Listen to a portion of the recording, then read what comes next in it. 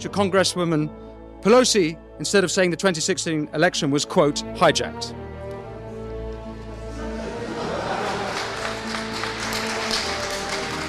Means that we don't accept the results of it. Okay. What's up, guys? Boy Benny. Nancy Pelosi, just like many authoritarians and tyrants, doesn't like facing criticism. She certainly doesn't like when people gather outside of her home in San Francisco, the bluest city in America, and she lives right in the heart of it, and protest her. She calls them racial slurs when they do. Look at this. Listen to what Pelosi says. Constituents want beside you. Stop. Get away from my house. Stop the Holocaust. The Democrats want the ceasefire. The Democrats want the ceasefire. Go back to China. Donald Trump, it came from China. Now, Nancy Pelosi, come on, just put on the MAGA hat. Just support Donald Trump. You know you want to. You know you want to. Now, that was a little bit rowdy, okay? So maybe somebody could lose their head when people are screaming at you in your own driveway. How about on national TV? How about on MSNBC, where Nancy Pelosi had a meltdown just last week, telling the most liberal anchor on MSNBC that they're a Trump apologist. Is doing that, created 9 million jobs in his term in office. Donald Trump has the worst record of job loss of any president. So we just have to make sure people know. That was a global pandemic. He had the worst record of any president. We've had other concerns in our country. If you want to be an apologist for Donald Trump, that may be your role, but it ain't mine. And he has the worst. Anybody can accuse me of that. Well, here's the facts. Nancy Pelosi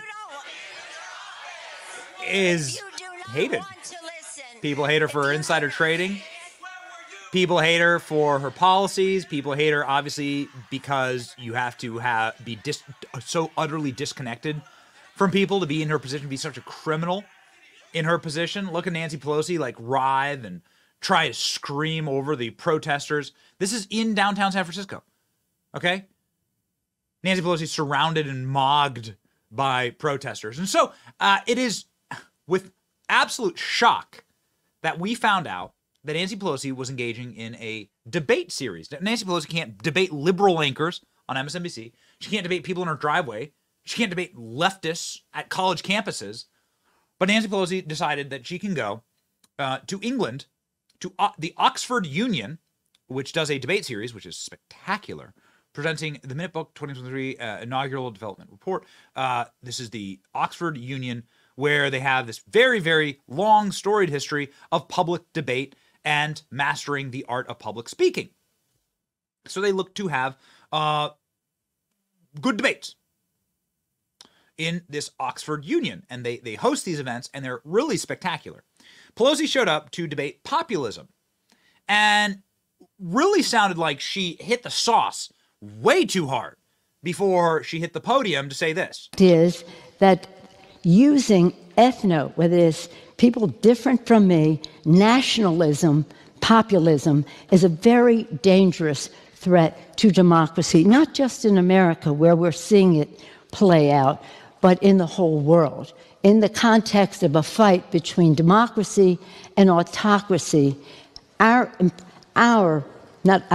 mine, but the version of populism, ethno-nationalist populism, which tries to bring down education and fake news, the media, which is a protector of democracy. Oh my God. Oh my God. Like, what? Like, this is the best that we have to offer. What a humiliation our nation is to the world. So that was Nancy Pelosi. It goes on like that for the next 8 minutes. Her just rambling, slurring her words, spilling her martini glasses. Nancy Pelosi is such a lush.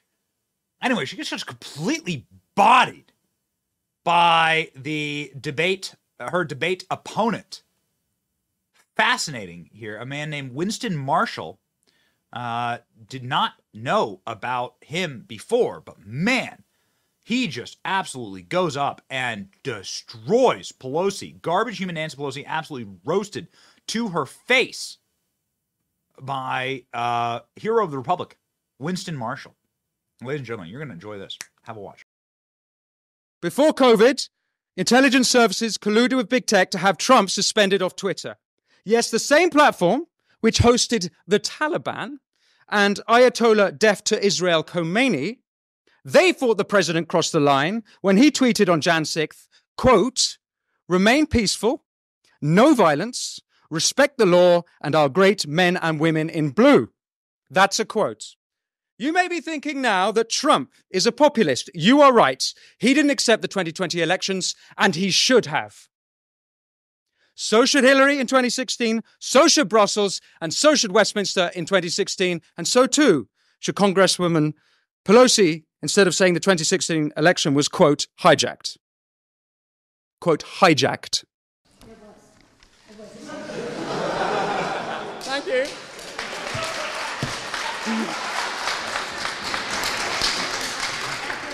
That we don't accept the results of it. Okay. What about the mainstream media? Let me read you some mainstream media headlines. The New Yorker, the day before the 2016 election. The case against democracy. The Washington Post, the day after the election. The problem with our government is democracy. The LA Times, June 2017. The British election is a reminder of the perils of too much democracy. Vox, June 2017. The two eminent political scientists say the problem with democracy is voters. New York Times, June 2017. The problem with participatory democracy is the participants. Mainstream media elites are part of a class who don't just disdain populism, they disdain the people. If the Democrats had put half their energy into delivering for the people, Trump wouldn't even have a chance in 2024. He shouldn't have a chance. You've had power for 4 years. From the fabricated Steele dossier to trying to take him off the ballot in both Maine and Colorado, the Democrats are the anti-Democrat party. All we need now is the Republicans to come out as the pro-monarchist party. Ladies and gentlemen, populism is not a threat to democracy, but I'll tell you what is. It's elites ordering social media to censor political opponents. It's police shutting down dissenters, be it anti-monarchists in this country or gender-critical voices here, or last week in Brussels, the National Conservative movement. I'll tell you what is a threat to democracy. It's Brussels, DC, Westminster, the mainstream media, big tech, big pharma, corporate collusion, and the Davos cronies. The threat to democracy comes from those who write off ordinary people as deplorable. The threat to democracy comes from those who smear working people as racists.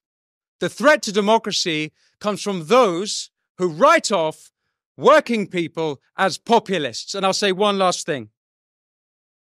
This populist age can be brought to an end at the snap of a finger. All that needs to be done is for elites to start listening to, respecting, and, God forbid, working for ordinary people. Thank you.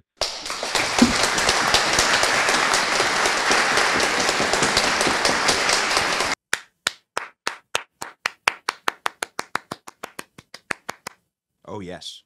Oh, yeah. Citizen Kane, clapping, meme. Yes. Nancy Pelosi did not like what I had to say. Populism is not a threat to democracy. Democrat elites like her are called out to her face. It's remarkable, actually. I mean, at the risk of like giving Nancy Pelosi a compliment, I'm really glad that she like showed up for this. A lot of leftists like refuse to debate.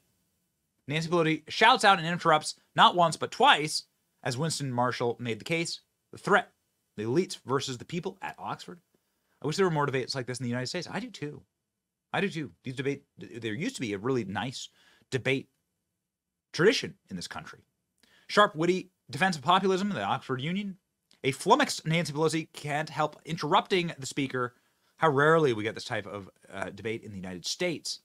That's exactly right. People are saying, Nancy Pelosi consulting with her advisors. Yeah, she does sound drunk.